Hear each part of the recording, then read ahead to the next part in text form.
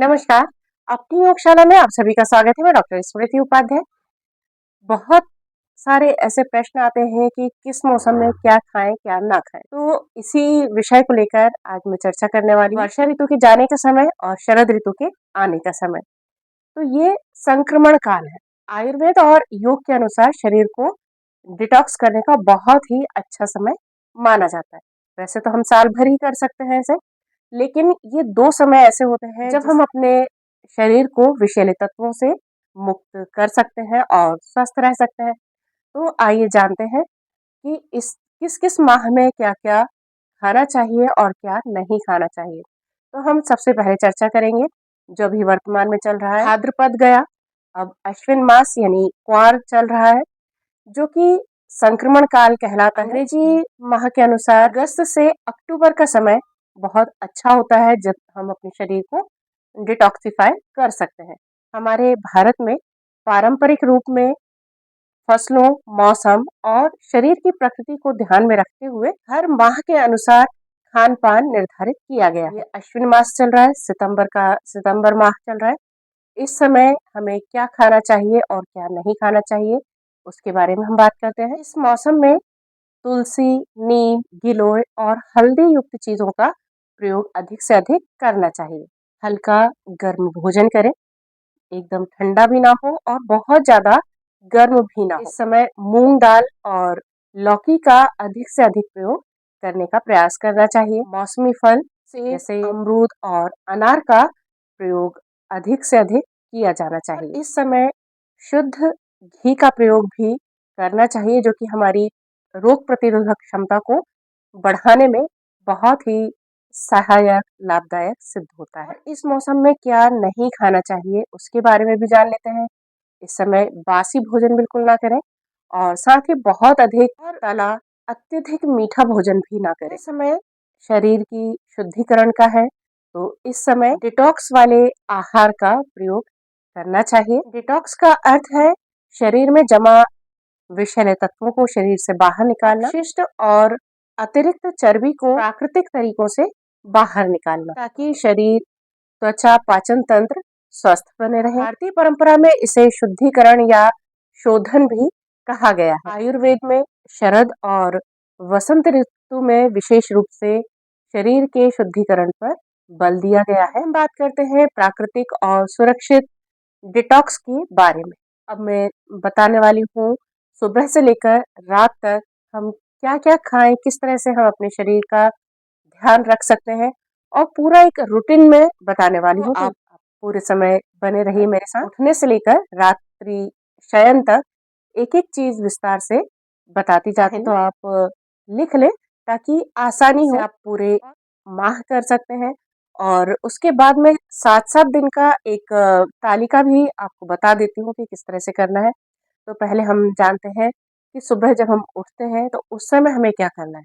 इसे हम morning detox routine भी कह सकते हैं। तो रात में तांबे के बर्तन में पानी रख दीजिए और सुबह उठकर खाली पेट बिना ब्रश किए आप उस पानी को पीजिए। कम से कम 1 गिलास तांबे के बर्तन में रखा हुआ पानी गुनगुना करके आप पिए। शौचालय से निवृत्त होने के बाद 1 गिलास गुनगुना पानी और उसमें आधा नींबू का रस निचोड़ लें और साथ ही उसमें यदि शहद डाल कर पी सकते हैं तो शहद डाल लीजिए। नीम की पत्तियों का रस डाल सकते हैं तो नीम की पत्तियों का रस डाल लीजिए निचोड़कर, तो वो ले लीजिए या हल्दी डालकर पी सकते हैं या इनको अलग-अलग प्रतिदिन एक-एक चीज़ों को भी आप ले सकते हैं या सबको मिक्स करके भी पी सकते हैं। ध्यान ये रखना है कि पानी थोड़ा-सा कुनकुना हो। ऐसा नहीं कि ठंडा पानी हो और ठंडे पानी में आप डालकर जब ये पिएँगे नींबू, तो हो सकता है कि गले में खराश हो जाए। तो उससे बचने के लिए थोड़ा-सा कुनकुने पानी में आप या थोड़ा-सा चाय जैसा पानी भी आप रख सकते हैं। तो उसमें आप इन सब चीज़ें एक साथ डालकर भी पी सकते हैं और इनको अलग-अलग प्रतिदिन अलग-अलग चीज़ों को लेकर भी आप पी सकते हैं। तो इस तरह से ये एक मॉर्निंग डिटॉक्स हुआ। अब बात आती है आहार के द्वारा हम अपने शरीर का शोधन या शुद्धिकरण कैसे करें। इस समय हरे पत्तेदार सब्जियां आना आरंभ हो जाती हैं क्योंकि बारिश का मौसम निकल चुका है। बारिश में हरी पत्तेदार सब्जियां नहीं खाना चाहिए, लेकिन अब अच्छी ताजी हरी पत्तेदार सब्जियां आना आरंभ हो जाती हैं। तो हरी पत्तेदार सब्जियों का प्रयोग कीजिए। अंकुरित चने, मूंग और भी जो दाने अंकुरित है अनाज, उनका प्रयोग आप कर सकते हैं। साथ ही प्रतिदिन मौसमी फल, एक मौसमी फल तो कम से कम प्रतिदिन खाना ही चाहिए। फाइबर युक्त अनाज का प्रयोग करें, जैसे मल्टीग्रेन आटे आटे का प्रयोग कर सकते हैं, अलग अलग आटे का भी प्रयोग कर सकते हैं। ज्वार, मक्के की रोटियां भी आप खा सकते हैं, मिस्सी रोटी खा सकते हैं। फाइबर युक्त अनाज की रोटियां खाने से तंत्र सुधरता है, स्वस्थ रहता है और रोग प्रतिरोधक क्षमता तो बढ़ती ही है। और साथ ही पर्याप्त पानी दिन भर में पीना चाहिए। कम से कम 2.5 लीटर से 3 लीटर पानी एक स्वस्थ व्यक्ति को पीना ही चाहिए। ये सभी चीजें हमारे शरीर में जमा गंदगी, अपशिष्ट और फैट को कम करने में सहायक है। और इस समय क्या नहीं खाना चाहिए उसके बारे में भी जान लीजिए। इस समय तला भुना, प्रोसेस्ड वस्तुएं, चिप्स, बेकरी आइटम्स वगैरह, इन चीजों का प्रयोग कम से कम करें। बहुत ज्यादा मीठी वस्तुओं का प्रयोग ना करें, चीनी का प्रयोग कम से कम करें। अल्कोहल, सॉफ्ट ड्रिंक, बहुत ज्यादा मसालेदार और बासी भोजन से भी हमें बचना चाहिए। ये सभी पदार्थ हमारे लीवर और किडनी पर बोझ डालते हैं और अपशिष्ट पदार्थों को, विषैले तत्वों को जमा करते हैं। अभी हमने बात की जल और आहार की।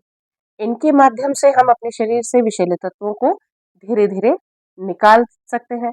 लेकिन अब बात करते हैं योग और व्यायाम की, जिनके द्वारा हम इन विषैले तत्वों को दूर करके अपने शरीर का शुद्धिकरण कर सकते हैं, शोधन कर सकते हैं, जो कि बहुत जल्दी हमारे शरीर को शुद्ध करने में सहायक होते हैं। शरीर को शुद्ध करने में सबसे प्रमुख आसन है सूर्य नमस्कार, भुजंगासन, पवन मुक्तासन, त्रिकोणासन। सूर्य नमस्कार हमारे पूरे शरीर का रक्त संचार बढ़ाने का कार्य करता है। भुजंगासन लीवर और किडनी को सक्रिय करता है। पवन मुक्तासन हमारे पाचन तंत्र को शुद्ध करता है। त्रिकोणासन हमारे पेट के आंतरिक अंगों को हल्की सी मालिश देता है और साथ ही पदार्थों को बाहर निकालने में मदद करता है। आसनों की बात करिए, प्राणायाम। प्राणायाम में सर्व प्रमुख अनुलोम विलोम हमारे फेफड़ों की सफाई करता है और मन को शांत करता है। कपालभाति प्राणायाम पेट और फेफड़ों की गहराई से सफाई करता है। भस्त्रिका प्राणायाम शरीर में ऑक्सीजन की मात्रा को बढ़ाकर टॉक्सिन्स को, यानी विषैले तत्वों को शरीर से बाहर निकालने में प्रभावी भूमिका निभाता है। प्रतिदिन 15 से 20 मिनट का अभ्यास हमारे शरीर के शुद्धिकरण को तेज करता है, गति प्रदान करता है। अब आते हैं पसीने और त्वचा के द्वारा शरीर का शुद्धिकरण किस प्रकार से हम कर सकते हैं। हमारी त्वचा यानी स्किन भी एक डिटॉक्स ऑर्गन है। प्रतिदिन इतना योग, व्यायाम, प्राणायाम करें कि हमारे शरीर से पसीना बाहर निकले। सप्ताह में कम से कम एक दिन गर्म पानी से स्नान करें। उतना गर्म पानी लें जितना आप सहन कर पाए, या भाप स्नान भी कर सकते हैं। इसके साथ ही मुल्तानी मिट्टी, बेसन से बना नेचुरल प्राकृतिक स्क्रब करें, या उबटन बना सकते हैं। उबटन बनाकर इसे लगाइए। इससे त्वचा के रोम छिद्र खुलते हैं। रोम छिद्र खुलने से हमारे शरीर से त्वचा के माध्यम से विषैले पदार्थ बाहर निकलते हैं। ये तो बात हुई शारीरिक शुद्धि की। अब हम बात करते हैं मानसिक शुद्धि। शुद्धिकरण केवल शारीरिक ही नहीं बल्कि मन के लिए, दिमाग के लिए भी आवश्यक है। सबसे पहले तो कुछ समय सोशल मीडिया, मोबाइल से कुछ समय दूरी बनाकर रखें। मन को, मस्तिष्क को शांत करने वाला संगीत सुने और ध्यान करें। साथ ही कम से कम 6 से 7 घंटे की गहरी नींद लें। मानसिक शांति से हमारे शरीर के हार्मोन्स संतुलित रहते हैं, जो कि शरीर को डिटॉक्स करने में, मन को, मस्तिष्क को डिटॉक्स करने में सहायक होते हैं। अब बात करते हैं कि इसमें सावधानियां क्या क्या रखना चाहिए।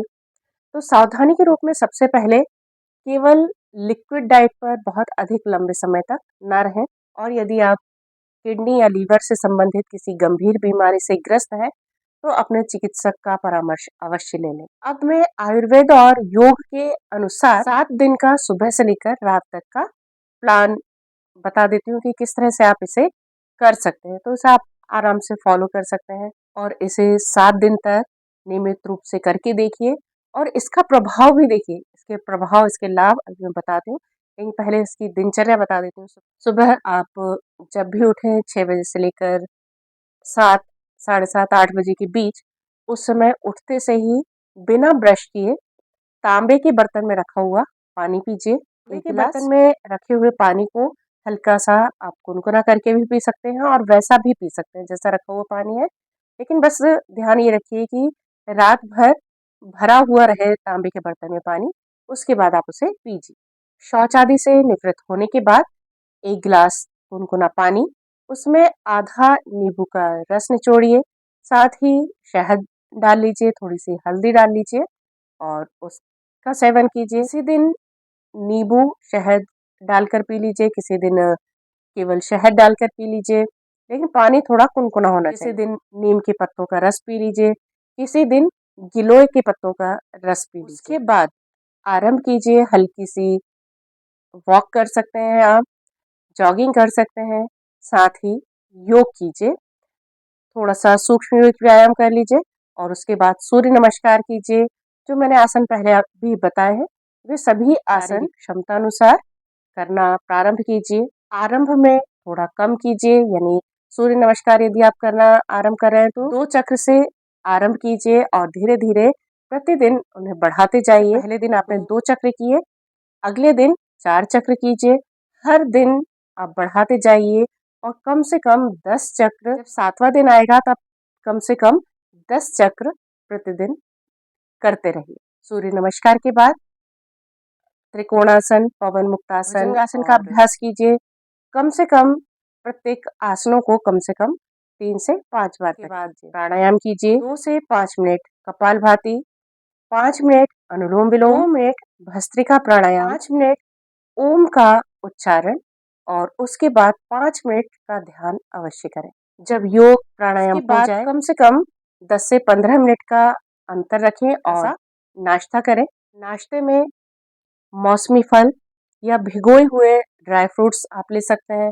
साथ ही तुलसी, अदरक, दालचीनी वाली चाय या हर्बल चाय जो भी आप पसंद करें वो आप ले सकते हैं। दोपहर में आप जब भी भोजन करें उस समय भी सात्विक आहार लें, हल्का भोजन करें। लौकी, मूंग की दाल का अधिक से अधिक प्रयोग करने का प्रयास करें। साथ ही हरी पत्तेदार सब्जियां भी आप ले सकते हैं और भूख से थोड़ा सा कम खाएं, ओवर ईटिंग करने से बचें और कोशिश करें कि आधी रोटी कम खाएं।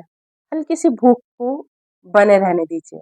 दोपहर में भोजन के साथ में 1 गिलास आप छाछ ले सकते हैं, हल्का सा जीरा और काला नमक, सेंधा नमक मिलाकर, पुदीना मिलाकर छाछ का प्रयोग कर सकते हैं। भोजन के बाद कम से कम 10 से 15 मिनट थोड़ा टहल लें, हमारे पाचन तंत्र को स्वस्थ रखने में सहायक होता है। शाम को चाय के समय कुनकुने पानी में या तो अदरक, गिलोय या दालचीनी, इनमें से किसी भी एक चीज को पानी में डालकर थोड़ा सा रखे रहने दें और इस पानी को पिए।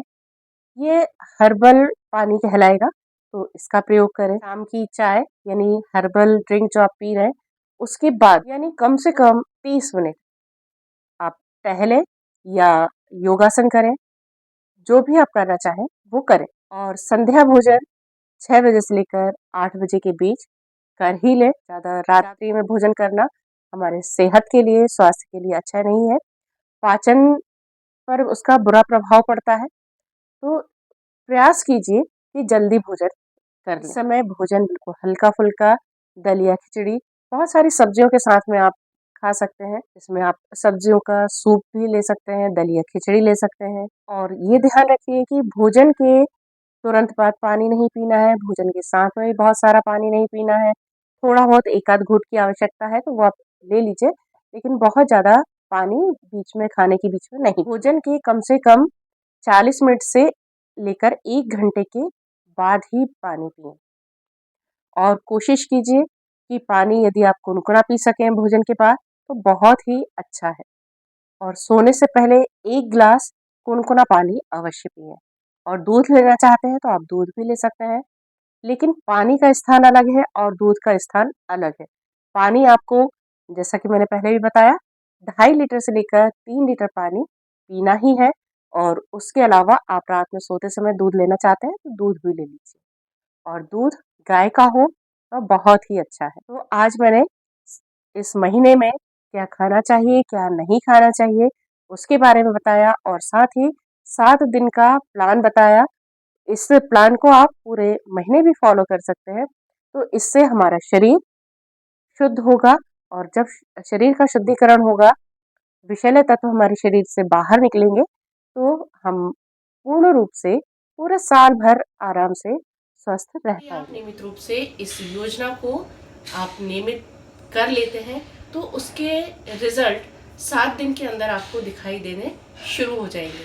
सबसे पहले आपको दिखेगा पेट में हल्कापन, भारीपन कम हो जाएगा, त्वचा में चमक आनी आरंभ हो जाएगी, और साथ ही मुहासों की जो समस्या है वो धीरे धीरे समाप्त होते हुए आपको दिखाई देंगे। पाचन सुधरेगा और गैस एसिडिटी की समस्या में भी कमी आपको होती हुई दिखाई देगी। नींद बहुत अच्छी आएगी और शरीर में ऊर्जा का स्तर बढ़ेगा, और मन मस्तिष्क में स्पष्टता और शांति आपको स्पष्ट रूप से आप स्वयं अनुभव कर पाएंगे। तो इस तरह से इस योजना को अपनाइए, प्रतिदिन कीजिए और स्वस्थ रहिए।